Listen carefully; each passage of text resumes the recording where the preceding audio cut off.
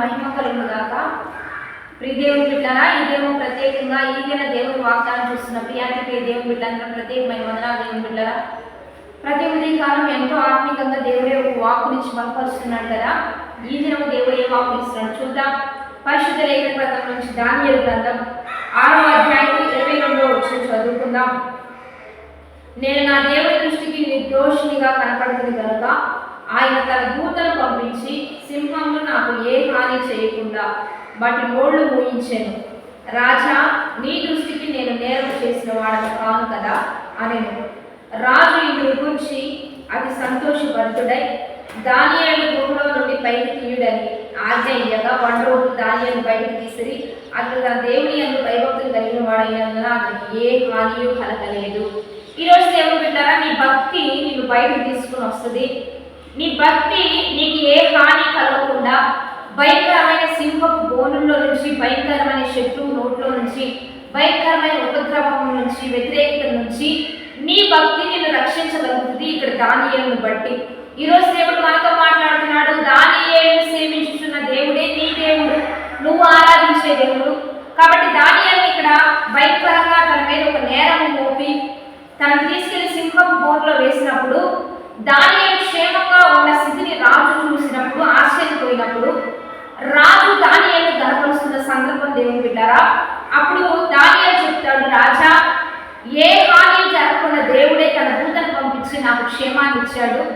ఇప్పుడు నీ దృష్టిలో నేను నేరం చేసిన వాడినా అంటే అప్పుడు రాజు అత్యంత సంతోషభరితుడై దానియేలు మరి దేవుని సర్వోన్నతమైన దేవుని సేవకుడా అని తనను పిలుస్తూ, తనను గౌరవిస్తూ, ప్రేమిస్తూ, హెచ్చిస్తూ, రెండోదిగా తన మీద ఎవరెవరు కుట్రాలు పన్ని నేరం మోపారో వారి పిల్లలందరినీ పిలిపించి అదే సింహపు బోన్లో విసిరి వేయగా ఆ యొక్క భయంకరమైన ఆకలితో ఉన్న సింహాలు వారిని ఎముకలతో సహా మరి భయంకరంగా పీల్చి పిప్పి చేసి బయటపడేసినట్టుగా బైబిల్ లేఖన గ్రంథాలు మనకు సెలవిస్తున్నాయి. దేవుని బిడ్డారా, ఈ రోజు సింహముల తత్వం భయంకరంగా తినే తత్వమే, భయంకరంగా జీవితాన్ని పాడు చేసి హింసించే తత్వమే. కానీ ఒకటి ఏ భయంకరమైన పరిస్థితుల్లో మీరున్నా, శ్రమలు మిమ్మల్ని హింసిస్తున్నా, పోరాటాలు మిమ్మల్ని ఇబ్బంది పెడుతున్నా, మీ ఎముకలను సహితం నలిపివేసే భయంకరమైన పరిస్థితులు మీకు ఎదురైనా మీరు భక్తితో జీవిస్తే, యథార్థంగా దేవుని యందు భయభక్తులు కలిగి జీవిస్తే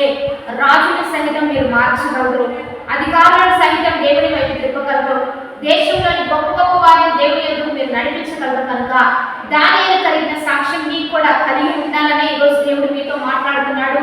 కాబట్టి దేవుని బిడ్డలారా, దానియేలు వలె మంచిగా ముఖాలు ప్రార్థన చేస్తూ దేవునికి ప్రియులుగా బ్రతుకుతూ మంచి సాక్షులుగా ఈ లోకంలో జయించే వారిగా నిత్యరాజ్యంలో మరి సింహాసనాసీలుగా మీరు ఉండాలని దేవుడు మీతో మాట్లాడుతూ ఉండగా ఈ దిన వాగ్దానాన్ని బట్టి ప్రార్థన చేద్దాం. పరిశుద్ధ మహోన్నత గొప్ప దేవా, ఈ దినం మీరు మాకు ఇస్తున్న బలమైన వాగ్వచనాన్ని బట్టి నీకు మహిమ. ఎంతమందితో మీరు మాట్లాడుతున్నారో దానియేలు వలె మంచి విధేయత, మంచి భక్తి, మంచి యథార్థత, ప్రార్థనా పూర్వకంగా ఒక్కొక్కరిని లేపయ్యా. ఈరోజు బిడ్డలందరూ వాగ్దానం చూస్తూ ఉండగా ఎంత గొప్ప విశ్వాసం, ఎంత గొప్ప భక్తి జీవితం కలిగి రాజుని రాజ్యాన్ని సహితం నీ ఎదురు నడిపించేదని ఒక్కొక్కరికి దయచేయమని ఈ దినం బాడీస్ మ్యారేజ్ చేసిన వారికి దీవెలు శుభములు ప్రకటిస్తూ వారి ఉద్యోగం, వ్యాపారం, చదువులు, గృహాలు, వారి భార్యలు, బిడ్డలు, కుటుంబాలు, భర్తలు, వారికి ఉన్న బంధువులు, స్నేహితులు, ఊరు వారు, పొరుగు వారు, మరి దేశాలు, రాష్ట్రాలు, జిల్లాలు, సంఘాలన్నీ దీవెనలు పొందినట్లుగా సహాయం చేయమని ప్రభువైన యేసుక్రీస్తు నామం పేరిట అడిగి వేడుకొని ప్రార్థిస్తున్నాము గొప్ప తండ్రి. ఆమేన్. మంచి లైక్, షేర్, కామెంట్ చేస్తూ మరి 10-20 మంది పంపిస్తూ మంచిగా సబ్స్క్రైబ్ చేస్తూ దైవికంగా దీవించబడతాం. దేవుని బిడ్డలారా, 40 దిన ఉపవాస ఆరాధన జరిగించబడుతున్నాయి. ఇలా ఈ దినం 37వ ఉపవాస ఆరాధన మీరందరూ కలుసుకోండి. దేవుని బిడ్డలారా, కొద్ది దినాలు మాత్రమే ఉన్నాయి, విడుదల దినాలండి.